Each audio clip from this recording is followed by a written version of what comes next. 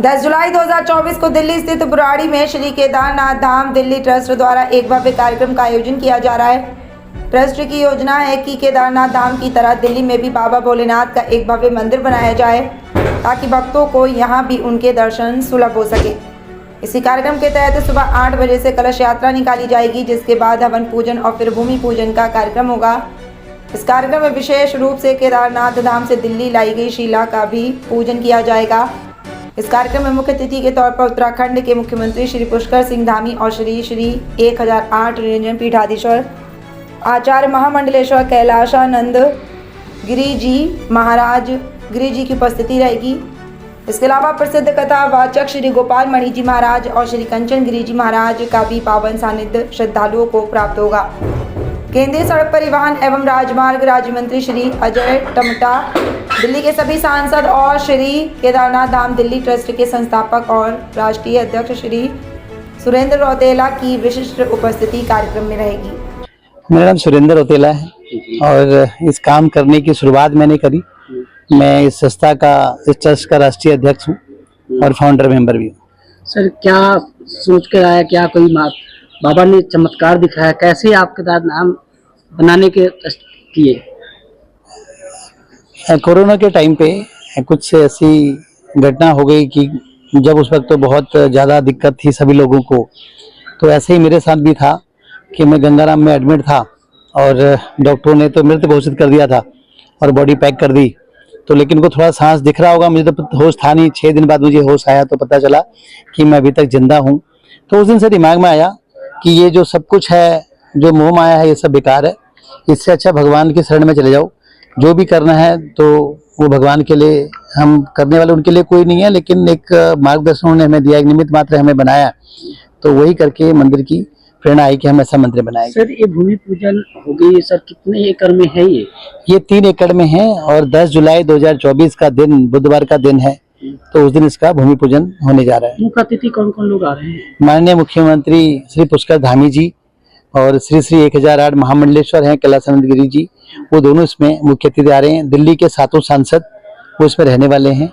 उसके अलावा उत्तराखंड के काफी एमएलए, दिल्ली के जितने एमएलए हैं वो काफी लोग यहाँ पे आने वाले हैं जी। सर, सुविधा की बात कीजिए, यहाँ के सुविधा किस तरह से दिख रहे हैं और गैदरिंग कितनी हो सकती है? सुविधाएं कहें तो यहाँ पे तो दिल्ली की देश की राजधानी है, सारी सुविधाएं दिल्ली, लोग तो अपने आप ही आ जाते हैं, यहाँ पे तो दिक्कत नहीं है। लेकिन करीब 5-1 हजार की संख्या यहाँ रहने वाली है जी। गैदरिंग को देखभाल करने के लिए कितने वॉलंटियर लगाए या दिल्ली पुलिस के कितने? दिल्ली पुलिस को तो हमने, उनके कितने वॉलंटियर आएंगे या उनके पुलिस वाले कितने आएंगे ये तो हमें जानकारी अभी नहीं है, लेकिन हमारी तरफ से 350 वॉलंटियर हैं जी यहाँ पे। गैदरिंग क्या बढ़ सकती है 5000 से? अभी तो मैं इसका आइडिया नहीं बता सकता। अभी तक जिन लोगों ने नाम लिखवाए हैं उनके हिसाब से हमारा एस्टिमेट यही है कि 4 से लेकर 5000 तक संख्या हो सकती है। पार्किंग की सुविधा? 6 एकड़ जगह में पार्किंग की, रोड से उस तरफ पूरी पार्किंग की पूरी सुविधा है जी। क्या पार्किंग के लिए फ्री है या कॉस्टली है? नहीं, फ्री पार्किंग है जी। यहाँ के जो लोकल लोग हैं उन लोगों में अपनी तरफ से उन लोगों ने ये जगह दी है कि आप इसमें पार्किंग कर सकते हैं। बता दें। मैं महेश जीना, उत्तराखंड अल्मोड़ा के सल्ट विधानसभा से विधायक के तौर पे चुना गया हूँ और आज यहाँ बुराड़ी में जो केदारनाथ धाम दिल्ली द्वारा जो ये केदारनाथ मंदिर का भूमि पूजन का कार्यक्रम हो रहा है, उसकी देखरेख के लिए भी मैं आया हूँ। और क्योंकि ये जो हमारे सुरेंद्र रौतेला जी जो राष्ट्रीय अध्यक्ष हैं, ये हमारे ही विधानसभा से यहाँ दिल्ली में आके बसे हैं, तो उनके द्वारा मेरे से आग्रह किया गया था कि आप आएँ और जरूर इसमें। सर, पब्लिक के किस तरह से योगदान है? जैसे भूमि पूजन में देखा जाएगा, कितनी की गैदरिंग हो सकती है? मुझे लग रहा है कि लगभग 10,000 लोग तो इसमें आएंगे, क्योंकि जो मैंने यहाँ पर मैं 4-5 दिन से आ रहा हूँ, 2500 महिलाएं तो कलश उठा रही है। अच्छा। तो जब अगर महिला जो कलश उठाने आएगी तो वो अपने पति के साथ ही यहाँ तक पहुँच पाएगी, क्योंकि आप देख ही रहे हैं बच्चे भी हो सकते हैं फैमिली में, फिर साथ में बच्चे भी हैं। तो मैं सिर्फ यही कहता हूँ, अगर सिर्फ वो अपने पति के साथ भी आए तो 2500 के डबल करें तो 5000 तो सिर्फ जो कलश उठा रहे हैं वही लोग हो जाएंगे। सर, कहाँ से कलश उठाया जाएगा?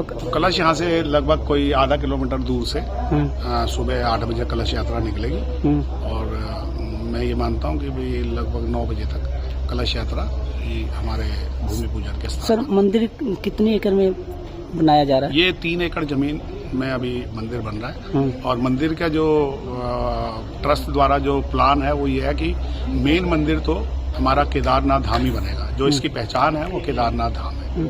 और साथ में क्योंकि उत्तराखंड के अन्य तीर्थ स्थान हो, चाहे वो बद्रीनाथ हो, चाहे वो यमुनोत्री गंगोत्री हो, उनको भी उसके साथ में हम लोग बनाने का प्रयास करेंगे पहले, लेकिन जो फोकस है वो केदारनाथ धाम बनाने का। सर लागत की बात करिए, कितनी लागत में? लगभग मेरा आइडिया है कि 13-14 करोड़ रुपए के आसपास इसमें जमीन के अलावा बनाने में लग जाएगा। अच्छा, तो सर ये पैसे की बात करिए का? पैसे की जो धनराशि है वो सभी जो धनराशि है वो जनता के द्वारा ही मुहैया कराई जा रही है। साथ में जो ट्रस्टी हैं, जो मेंबर हैं, या जो भी लोग शिव के प्रति श्रद्धा भाव रखते हैं, चाहे वो उत्तराखंड के लोग हों चाहे दिल्ली के लोग हैं, वो सभी के सहयोग से हम ये मंदिर को बनाने का प्रयास कर रहे हैं। अभी इसमें ऐसा कुछ नहीं है कि कोई सरकारी व्यवस्था या सरकार के द्वारा मदद हो।